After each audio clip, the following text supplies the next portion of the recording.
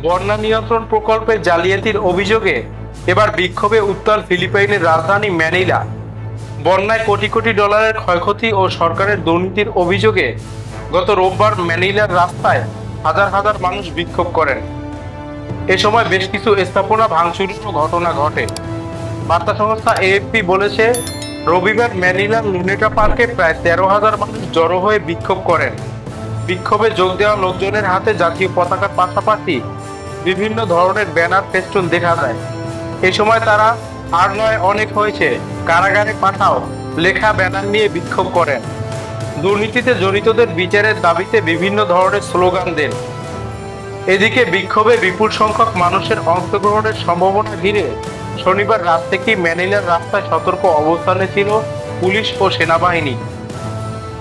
সহিংসতার আশঙ্কায় নিরাপত্তা বাহিনীর অন্য সদস্যদেরও মোতায়েন করা হয়।